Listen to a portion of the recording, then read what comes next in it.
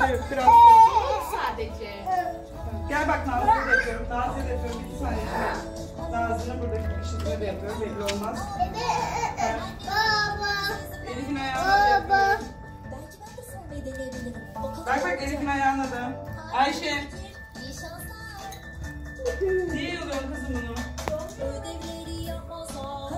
Elif görünen köy kılavuzu ister mi kızım? Atlet geldi mi Ayşe?